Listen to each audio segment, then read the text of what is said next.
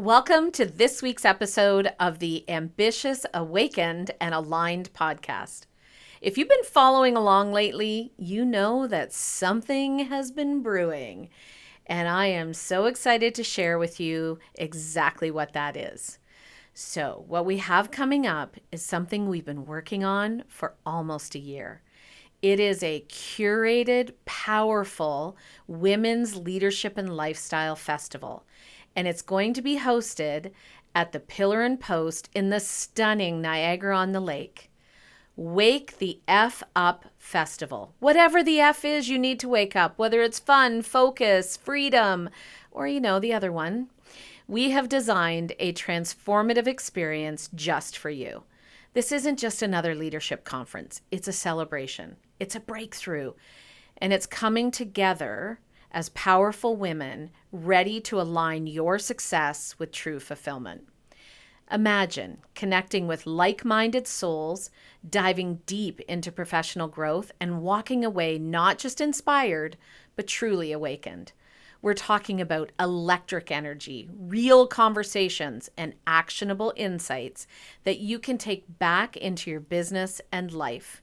We've got an amazing lineup of speakers, including the powerhouse Olympic champion Elizabeth Manley, the unstoppable swagger coach Leslie M., and so many other absolutely powerhouse women who are ready to pour all of their gifts into you.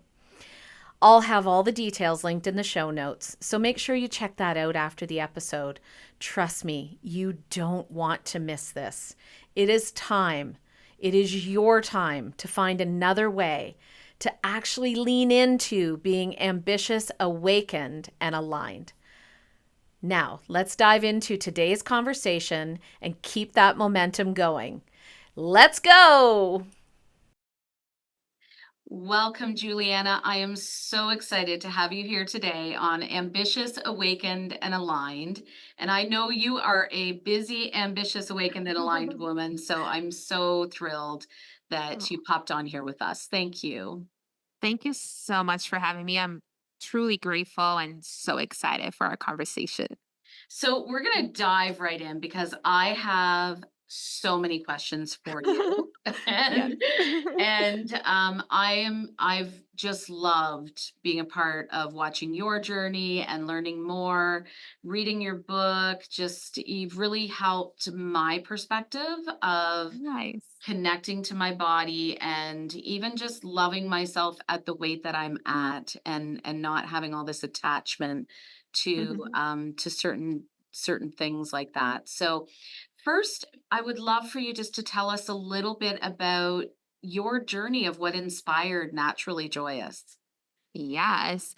So I'll tell you the short version of the journey, but I would say that it has likely been inspired from childhood because of my grandparents, especially my grandpa on my mom's side that has passed a couple of years ago. And he was a holistic practitioner until his mid 80s, always curious, always learning new things. And he exposed our entire family to energy healing, to all sorts of orthomolecular modalities and all sorts of things. So I think I grew up curious about doing things differently, but also very much open to trying everything, right? And I would love to say that I perfectly planned the path here and I did not. Life just kept like shifting directions and I just kept responding and going with the flow. And in the course of all of that, I've accumulated a very interesting, collection of pieces of knowledges and certifications and so on that today I finally am able to see how all the pieces fit. And I think it's very much part of why the work now is more powerful is because I have more clarity about why life took me through this zigzag path to where I am today. And that's naturally joyous. It's so beautiful. I love even just the name of your business already inspires us to what you're doing, Oh. and that's so powerful. And I think it's interesting at a time that was so different because I'm always saying it took Hmm. me into my 40s to really start connecting with this. So Hmm. for it to have been normalized for you as a young child, Yeah. even holistic, that word and that conversation, I can only imagine helped you amplify and accelerate some of your own perspectives. That's really Exactly. cool. So you've been featured in many magazines, and I do love, again, beautiful writer. I encourage everyone to go look up Juliana's book. But you were featured in a magazine, and I was reading an article in I Am Unbreakable, and it Yes. spoke about being best friends with your body. And I think even just reading that, we're gonna have this little whoa, what does that so what does that even Yes. mean? And really aligned to because you work with women that like I do, which is something that's really bonded us. We work with high achieving women. Yeah.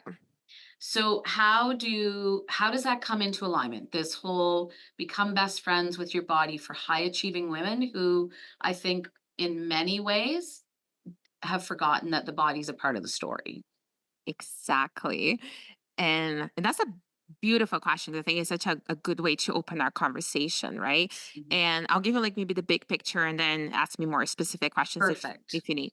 But really the concept here that I've learned through my own 20 plus years of very significant health struggles is that we can have two choices. Like when we're really talking about the very successful women with so much going on, there's usually an area of life that humbles us, right? So for me, it has always been my physical health. Me too. um, Me too. primarily, Mhm. right? Because we all have a little bit everywhere, but that was like condensed for me. Some people have it very spread out, so it doesn't feel like as dramatic as maybe mine and your situation has been, but Mhm. I Mhm. was condensed in that area of life. Mhm. And what I realized over time is that I could take one of two paths. I could stay in that path of fighting my body and just thinking, why me? Why am I in bed again in pain with all those things? Or, and that's really when the aha moment came about that, or maybe my body is actually the portal through which I can work towards my self actualization path, which is what I've always, there's a deep desire inside of me to just continue to get to this level of mastery that exists in my head, right? And I think it was really when I decided to take the second path and really use that as a portal rather than a hindrance. It was like, okay, so if that's a portal, why? Why pain? Why discomfort?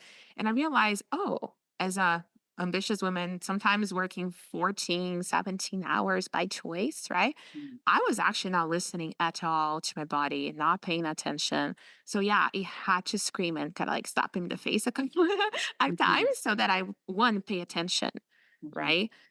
And second, because I do believe that we're all this perfect machinery. Like if you think of everything that's happening in your body right now, when we're just paying attention to each other, millions of reactions and it's just incredible. Like how can that not be like I'm in awe of the human body every time I think Mhm. about it, right? Mhm. And if that is true, my body can't be broken. What it's actually doing is giving me feedback to bring me back to myself, to my authenticity.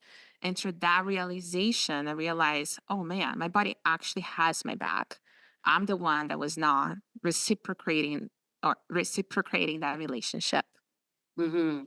That's Mm. so true. As you were describing it, I was thinking I almost had this visual of the separation and then the congruency, and the Yes. separation and then the congruency. Yes. And I think for me, it's been taking that journey of catching the separation. Hmm. So how if this is something that people are just kind of hearing for the first time, what are some of those initial ways of even just starting to connect? Starting Hmm. to because the portal, I've never heard it said that way, and I really love that. It's the portal Hmm. to our self-actualization. That Yeah. that is so powerful, except I'm not even connected to it yet. So what's the tiny step? Yeah, and I would say it could also be like money, career. It doesn't always have to be the Mhm, physical body, right? So for our mhm, listeners, maybe it is a different area of life that is the doorway for them. But I would say if let's keep it to physical health for the mhm, sake of the example. I think it's first of all uncovering what is actually the communication method for you. So for me mhm, is chronic physical pain, right? for sure. For some people, it's deep digestive issues or some other sort of ailment, right? Or it's like very deep and profound anxiety. So anytime, once you discern, okay, what is my primary, if there's many ways or symptomatology the body is giving back to me, anytime that those symptoms flare up or they become a bit more noticeable, intense, that's when I immediately pay attention. It's like, ooh, okay, pause. What's happening? Right? And then I do a bit of that, self soul searching again to understand what am I doing or not doing or disconnecting from that is kind of like rooted in that lack of connectivity that we're looking for. So I think that's the first step is Mhm. understand finding what is your, telltale sign that your body's talking to you through. That's so powerful. For me, it's inflammation. I talk about that often, and it's Mhm. very specific to the eyes and the face. And so Mm. it's funny, even with the podcast, because I think, okay, if I wake up one morning and that's what it looks like, we're still going to go and be able to actually be really authentic and vulnerable Yeah, because I think that's part of just us having these conversations and normalizing the experience exactly. especially with that ambitious piece, because we don't want to be perceived as having challenges, except the openness of Hmm. that is what helps us open it. And I Yeah. hear from other women I work with, it's that deep gut issue, and someone else, it's chronic pain. And so that I Hmm. love that perspective of let's find the thing that's ours and then be Hmm. able to go into that. That's yeah, that's this is Yeah. so huge. And I think let's segue that into even body positivity, Mhm. self-compassion. You talk about these being some really vital areas of connecting with our body, but Yeah. how do we cultivate how do we cultivate that, Juliana? I know. And I'll say something about self-compassion because that has been probably one of the things I have been the most curious about in recent years, at least the last couple of years specifically. And what I have uncovered, and I'll speak generally about this first, is that if we were in early childhood, children of households with where love was conditional, either growing up with a narcissistic parent or, growing up with very much like unhealthy family dynamics, whatever, not like sometimes family members with mental illnesses and things like that. Mm, And we learn early on that love is conditional. Therefore, I have to put this suit on and fit a very particular profile that it's all self created, right? For safety, but we're not we don't even know that's happening because we're little. And then we grow up as adults and make that our identities, and then we become adults that want to continue to live in this little box of protection, not authentic to ourselves. And I think no, even if you're not seeking authenticity, it's just like part of our evolution. So it's almost like the box doesn't fit anymore and it gets so tight and we go like, oh, and it has just a breaking apart, which is like a big identity shift and can be very scary. But all of this is because love, we were taught that love is conditional when we were young. mm. And that was definitely my experience. Mine So too. now even, understanding my autoimmunity and the root cause of it and all those things that I'm deepening within myself is understanding that how can I love myself unconditionally if I don't believe love is unconditional? Right. So I think that's the piece that I have uncovered that now instead of forcing myself to learn how to practice self compassion and so on, I'm going a little deeper in the root cause of what even originated that false belief. Right. Uh, Mhm. and I'm working on that first before, I have the tools for self compassion, if that makes sense. It makes great sense because I'm thinking if we picture ourselves in that box and that's the armor that we've carried forward without knowing it, and then we even learn something new and work on ourselves, even then we start to feel uncomfortable because it's unfamiliar. So Yeah. now I'm going to go direct to self-compassion or self-love, that's words used a lot as well. And we haven't been conditioned to understand what that feels like. Yeah. That's That's really big. So do we have a first step to self-love and Yeah. self-compassion? Yes. And I'll say one Yeah. thing too, like a lot of people say, oh, just love yourself. Like I never understood what does that actually mean? Like Mhm. truly. What Mhm. does that mean? Right? I Mhm. question things a lot. It's part of my mind and Yeah. my scientific brain wants to understand things to the core. And so what I have been um, realizing is that, and this is more like a concept I was taught more than realized, but then I deepened it, is that nothing is ever missing in life. Right. So if something feels like it's missing, it's because we're blinded to it. Like we can't see where we have it too in the form. And I talk about that in my book as a solution for comparisonitis, which is the chronic art of comparing ourselves. So if nothing is ever missing, right, and I'm trying to work on healing that love is conditional, where in my life is love unconditional? And I believe that all of us have someone, it may even be somebody that you didn't expect, but we all have someone that actually is capable of loving us unconditionally because their job in their lives is to mirror that back to you. And I have that person that is my husband, but I would say this, Lori, it took me out of the 18 years we've been together, about 10 plus to recognize Mhm. that that's what he was giving me because I did not know it existed. And I think that's the craziness of this whole Mhm. thing. Like, so if you're looking for the first step is in finding where is unconditional love given to you, it Mhm. may take a little bit of like, wiping the mirror a few times to even be able to see those that do love you with no strings attached, right? Mhm. If it's not something that you've learned to feel and experience before. It's so true, and I'm laughing inside because my husband and I have also been together 18 years, and I That's would say hilarious. it took me a good 10 to be an allowance of that because it was so unrecognizable. So then you're Yeah. almost creating a sense of Mhm. false tension too, Yes. right? Yes. So you've got these 2 things at play where you're not accepting it, but then you're also creating a way to push it away because it's back to it's unfamiliar Yeah, to the armor. Yeah, and yet totally. so beautiful and worth it, right? Like worth that Mhm, doing the work to get to the place where you can be open and see it. And I love that mirror perspective for sure. mhm, That's so beautiful. So how does mhm, that align then or link to the body positivity piece, which we're hearing so much about?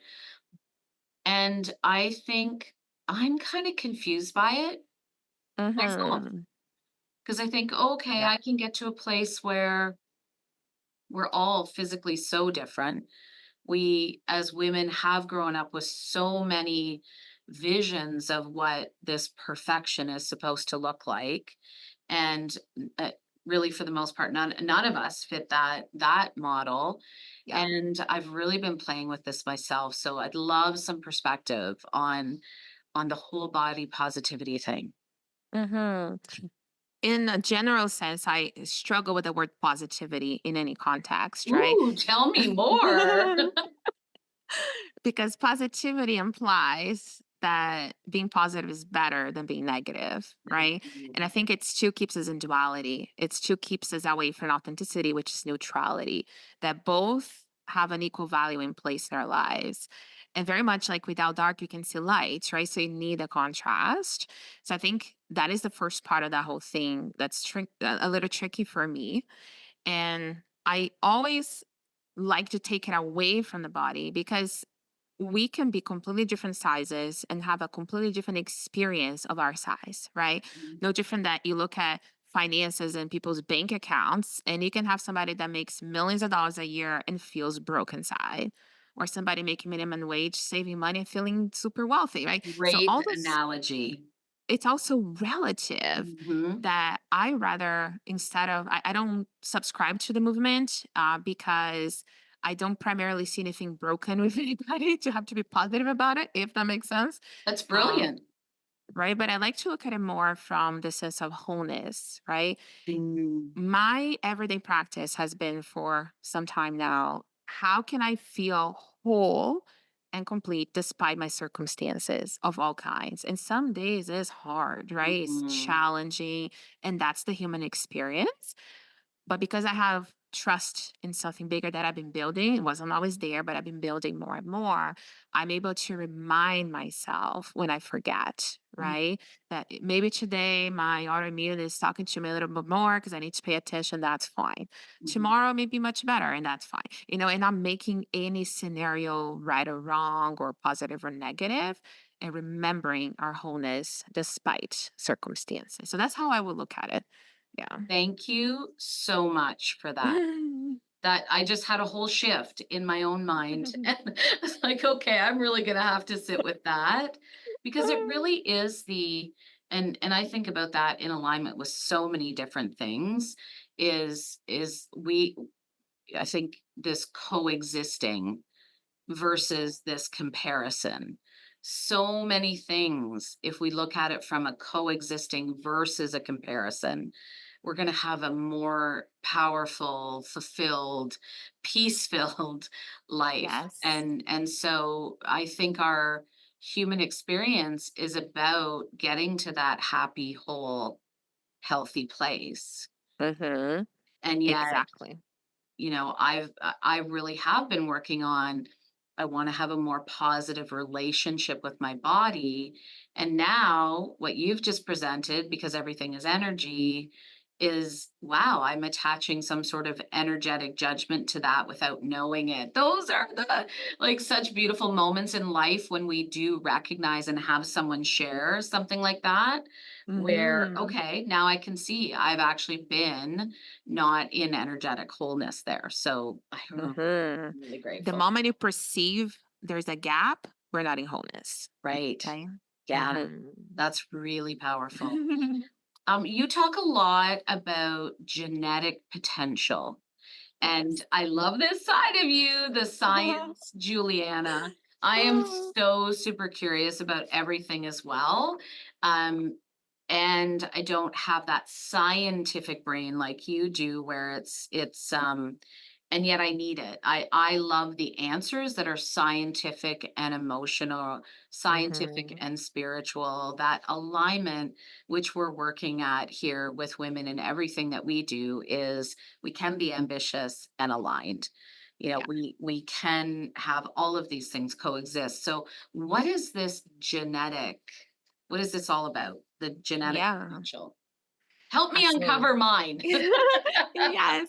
And I'll say something briefly like on the scientific side of things because it has been a really, I'll say, big part of my transformation, even that the science, the professional, the black and white, provable has been a huge part of my identity, at least from my Canadian life for the last 20 years.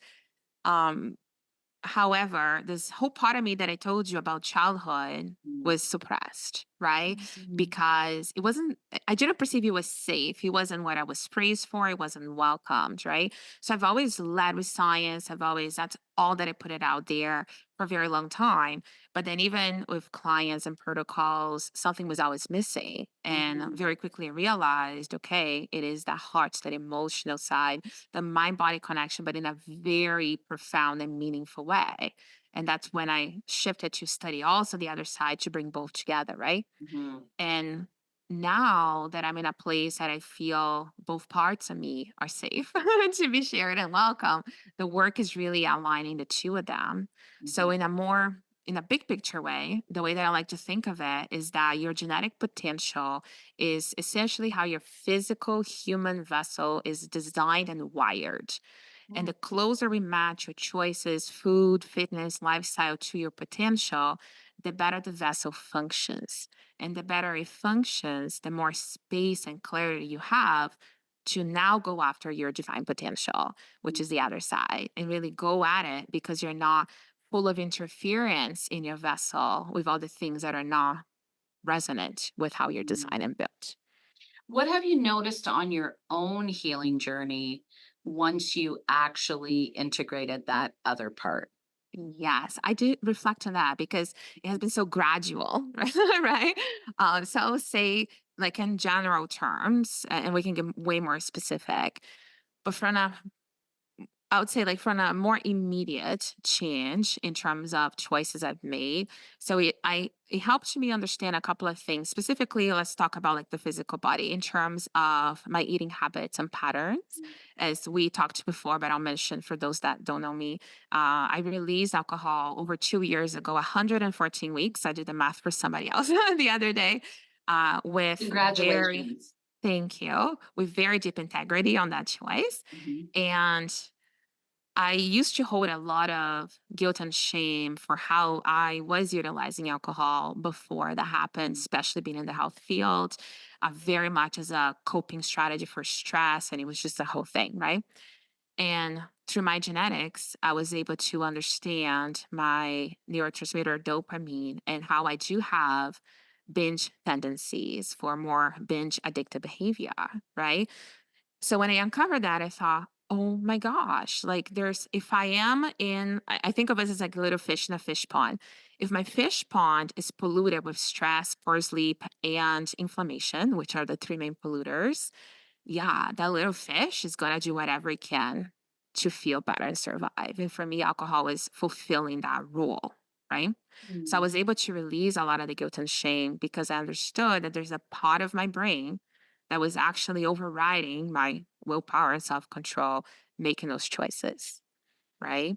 And I'll give you just one other example when it comes to eating behavior as well, that I always kind of blamed myself for having late night cravings. And now, because I'm teaching women not to. And then over the years of uncovering my genetics, I realized that I have, in various ways, my brain cannot tell it's full. It just cannot. Mhm. I am always hungry. And that's very genetically driven as well for different factors. And I Mhm. have almost all of them. So understanding that again, I was able to put in place the right nutritional strategies to then actually be able to achieve satiety. So I do not want to eat late at night rather than either forcing myself to or blaming myself for doing so. So those are two examples more on the food piece or drinking piece that my genetics helped me achieve. That's incredible. And we're all Mhm. hardwired differently, right? We're all Mhm. genetically Mhm. different. So as you were speaking, I'm never hungry. I have the opposite. So I have Yes. to actually remind myself to sit down and Mhm. put some healthy food in my body because I could go all day Yeah. without eating, which is what I did for a long time. I Mhm. just sat at my desk and worked and didn't take a break all day and then would have one meal pretty much every day. Yeah. And healthy for the most part, Mhm. and yet not healthy, like healthy food intake, Yeah. not healthy behavior for what the body would need. So I'm sure there's some Mhm. genetic layering and all of that. Yes. Yeah. Yeah, so I'm always like, "Oh, I feel hungry," and it's rare, it's still rare. I get so excited. I'm like, "Oh my gosh, I feel it." Which I think is part of my connection to my body too, is just feeling what it's feeling without Yeah. having to ignore what it's feeling. So maybe I was hungry and I was just ignoring it as well. Yes. And some people, like I'm one of them, some people are more like they feel their feelings really deeply. Others are Mm, more intellectual processors, and genetically, that's me, right? So, right. because I'm very much intellectual, if I'm very inspired doing work that I absolutely love, that will override everything else, even having to go pee, having to go eat it. I wonder if that's part of what Absolutely. happened for you as well. That's a Yes. combination of the work being inspiring Yeah. and you being more of a thinker than a feeler. Yeah. Absolutely so true. In fact, this morning I almost burst my bladder. Literally just this morning, I was sitting at my desk, "No, I've got Lori, get up and go to the washroom." So it's so funny that you mentioned that. So another the genetic, and as you were talking about that with the drinking and the eating, you have Mhm. a really unique perspective to weight release. Mhm. And actually, the word release I got from you originally when we first connected, and I Yeah. read your book because I'd never actually even thought of it from that perspective of wanting to release it in general. It's always the Yeah. lose it, right? Which then Yes. I want to find it again. So, Yes. um, Can you explain this, but also your perspective on that internally versus externally? Oh, Mhm. this is so cool. Please go, I Juliana. Unleash. I often say that weight release is an internal game and weight loss is external, right? We're trying to change or essentially get rid of parts of ourselves to meet this arbitrary external goal and validated by something on the floor of your bathroom, like the scale, right? And then that concept for me always felt the opposite of wholeness, the opposite of honoring yourself and your body. And I've been various sizes throughout my life, especially when I was on lots of medications after surgery. My body has gone through so much over the years, right? And there have been many years I was not capable of being kind to it. So I have enough contrast now to, see from my own experience as well. But the whole concept of weight release is that weight is a byproduct of whatever else is going on internally, right? In how our body is working, functioning, giving us feedback. Mhm, So the release process is not about the weight itself, but it's about really working inside on uncovering what is the value of the current weight and the drawbacks. And if you're keeping it, there's more values and drawback. And mhm, then uncovering also what are we are afraid of when the physical body shifts and takes place. And mhm, then we work on that internal environment of not just doing weight loss because of whatever reason, but tapping into the real reason when we actually want. In some cases, it is not weight loss, which some women discover, but it's very much working on the health aspect of it and getting healthier and healthier, and again getting closer and closer to that genetic potential, and then your body will do whatever is best for you mhm, because it's your best friend. It trusts you. It got your back. So I think in simple terms is we take the focus from the external scale numbers and things, and we put the focus back inside in the woman, the person that is actually in front of me, and then we see exactly what's going on in your physiology, in your lifestyle, in your thought process. And then we help you get all of that into context so you can actually make a clear, empowered choice of what you want. And then we help you get there. mhm. Mhm. So amazing. Was there a moment in your journey that you knew that you wanted to take everything that you had experienced and learned and help other women do the same thing? Or was that always from a young age you felt called to that? Hmm. Yeah, I would say for probably until 2000 and like 4 when my family left Brazil, I wanted to be a veterinarian. That's Aw. really what I wanted to be. So I was in second year of vet medicine, right? When my parents immigrated to Canada. And at that point, I had to make a decision because I was going into the University of Guelph to continue the bachelor's that I was studying. And at that point, I had to decide if I wanted to go back to vet medicine or do something else. And as like I said, life zigzagged me so much. And my grandpa had this veterinarian side to him, this love for animals. I think again, it was very much inspired by him because he was such a huge influence in my life. But then on my very first year at Guelph, I found nutrition, and it was this language my brain just understood. It was fascinating to me, very much rooted in biochemistry. And I just loved it. It was like love at first sight. So I shifted all my studies and I studied human and animals still at that time, Mhm, nutrition. And one thing led to another. And by 2013, that's when this deep desire was really alive inside of me that I wanted to help others, and specifically in this field of mhm, something to do with food and lifestyle. And then I was still working full time as a corporate nutritionist. mhm, So then I started really studying parallel holistic, then functional, and then genetics, and just kept adding to it. But mhm, since 2013, I've been helping women in some capacity, part time and then full time. So I think that's really when it mhm. sparked for me. So you are a natural learner, curious. What's Yes. next? I'm actually thinking there's so many layers available and so many things really shifting in in the world. And so Yeah. is there a what's next for what you're diving into and getting curious about now?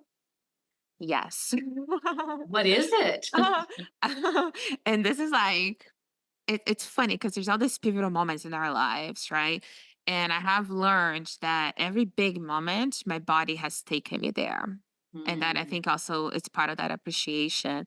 And specifically because of my autoimmune diagnosis, for a very long time, that was the one part I could not understand. I could not shake it off. And, it was just challenging for me because mhm, I couldn't get a hold of it. And I wanted to do it naturally. I wanted to meet when my body's talking to me and so on. mhm, So it wasn't until I would say like within the last year or so, that door really started to open for me, and I thought, this is a time, this is a time. And I'm really getting deeper into exploring things such as chronic inflammatory response syndrome, and really gaining a much deeper knowledge of the sort of emotional constructs behind autoimmunity. So those are the two behind the scenes portals that I'm exploring a lot, as always using myself as a guinea pig. Thanks, buddy, for for giving me the right. opportunity. And loving it. Like my brain just goes into such a level of fulfillment. And that's how I know, okay, this is the next layer, because there's a lot of very chronic inflammation in weight management anyways. A Mhm, lot of my clients come with autoimmunity as well as a secondary condition. So it's two very aligned what I'm doing, but mhm, that is a very much more advanced level of looking at the body from that perspective. So that's my mhm. next thing. It seems, and this could maybe be the next podcast. I don't want to go down a big autoimmune rabbit hole, and yet I think so many of the listeners will be curious about it because it seems like it's on the rise. Or are we just Yeah. starting to understand it, or is it on the rise? Mhm. Is it would you say it's on the rise, or we're just starting to Uh, medically understand that if we can't figure out, that was my journey, is the mhm. medical system isn't even necessarily fully equipped to figure out all the autoimmune conditions. And so it can be, and for me, it was years before it was diagnosed, and Mhm. a lot of like really tough moments, like you said, the darkness is there because you're feeling so unhealthy and you're Mhm. seeking answers. And that was my journey into other alternatives and holistic and naturopathic, because I wasn't getting the answers I needed from the medical. And now they coexist again. We need both Mhm. for different things. But I'm curious, is it on the rise? Mhm. And Yeah, it is something I ask colleagues because I'm really ultra mm, paying attention to it. And I've been hearing quite a bit of other colleagues say, yes, I'm mhm, also seeing more cases. mhm, Yes, it could be that there's more potentially like recognition in the medical mm, community. So we have a mhm, higher level of diagnosis. But I also feel, and this is like a theory, right? This is not like, science. But I almost feel that autoimmunity is like a portal as well, that a lot of us are almost like breaking through that box that we talked about. And it is in this in between that we don't yet embody the wholeness of us. So the body's almost like, you know what I mean? That it's in this fully transition agree, phase that fully there's agree. stuff coming out and maybe overreacting a little bit. And Mhm, I think it's part of that unbecoming for some of us. Yeah. mhm. Yeah, I know, I fully agree, and I think the adrenal burnout and, staying on just the ambition without the deep rest and connection that we needed to our bodies is creating many of these conditions as well. So there's Hmm. so many layers to the autoimmune, and you Yeah. touched on them all here, and that's where I'm really excited that you're going deeper down that path, because it's emotional, it's spiritual, Mhm. it's physical, it's everything is wrapped up into Yeah. that. And I think many people might require medication. I'm with you. We're on the natural journey, and Mhm.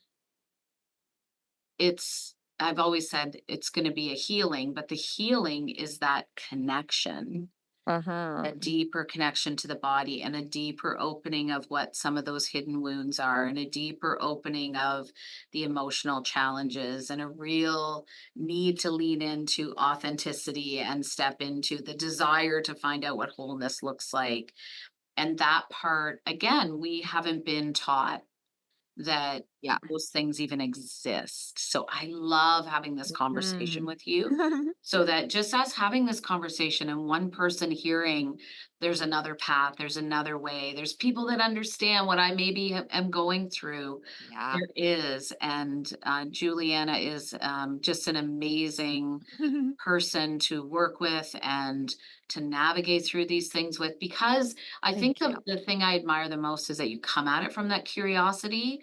So it's not, you have so much expertise behind it, and you're constantly evolving, learning, growing, asking new questions. So Yeah. so Thank good. you. Where can people find you on that note? How do we connect with Juliana? Yes. So I would say my website is probably the hub that will have everything. So it's naturallyjoyous.ca. And in there, you can see my book, the podcast, which you have been, a wonderful. Well, there's something coming up. It's still a surprise as we're talking about here. But we're putting together a beautiful summit that you were a brilliant guest at as well. So all of that special information is going to be on the website. So exciting. There's so much there. I mean, even yesterday, again, I was on your website and I was reading new articles, and I feel like every time I come into your world, I am going deeper inside of myself and learning more and Oh, peeling back layers. So I just love that. I feel so grateful that I met you thank years you. ago. And Oh, I am so excited about where our relationship evolves, and yes. what role that's going to play. I know in my own life. So thank you for that. I have one question I like to ask everybody Mhm. at the end of the podcast, and Yes. that is, what does ambitious, awakened, and aligned mean to you, Juliana? Okay. So ambition for me has definitely shifted over the years for the typical pursuit of more and more and more, never satisfied, Mm, to being so deeply inspired by what I'm doing that I just want to keep playing the game alive. That's very much how I live from. And I'm very productive being so, but it doesn't feel like ambition. It just feels like enthusiasm for love life, that. right? Um, Alignment for me, I think what I have realized is that yes, we're all having a human experience, but we are essentially our essence is love, right? So alignment for me is how can I get, my human preferences and desires to really match my soul's mission so I can start healing that separation that you talked about. So that is really how I see alignment. Woohoo. I love this conversation. The biggest thing that I'm walking away with today is, and the whole perspective of ambitious, awakened, and aligned is, I want women to understand that we can be all of that. We can be so passionate about the thing that we're doing to have an impact on the world, that we can lose 12 hours straight and go, oh my gosh, right? Yes. That we're just really deeply entrenched in something that we're so inspired to work towards. And in that, we can also find that soul connecting, like all the words you used today. You used divine, you used soul, you used holistic, you used that inner sense of self, you used wholeness. Those are that more Mhm. spiritual, more inner peace and fulfillment. And for some reason, we've separated those in the world. So having Yes. conversations with people like you that show that those can coexist, that actually they need to, they should be together. I use the word should, I hate that. But what I'm saying is these coexist, and that is the power and the opportunity that we have. So I'm just excited that you exemplify all of that, Juliana. So thank you so much for being here and Yeah. spending time with me. And I look forward to our next conversation, because I know we'll have one. Yes, and likewise. Like, can I just add one quick final thing at the end, Please Lori? do. The final thing I was going to say is that I spent majority of my adult life pursuing this ambition and very much like pushing my way through, working really hard for it. And for whatever reason that never I was never able to seeking to hit the inspiration, the alignment, right? It wasn't until a few dark nights of the soul, which I think we all go through, um, that forced me through my body again to just like, really pause and have to reconsider and look differently and get different answers, that I softened into actually paying attention, receiving what life is putting in my path, right? So just even mentioning for other women listening that are very ambitious, that are looking to get their thing, I think the alignment will come when we soften and become receptive and just see which doors open in front of us. And I feel now that I'm not making the effort that I was before, but I'm enjoying myself so much more, even though I still work long hours because I want to, I desire to. And I think that on itself had a huge impact in my health as well. So I just wanted to add this last piece. That's huge and Mhm. beautiful. Thank you so much for sharing that. Yes. Thank you. And thank you again for being here. And for all of our listeners, please go look at Juliana's website, find all of the opportunities you have to connect with her there. And until next week, please stay aligned. Let's just focus on that alignment and wholeness.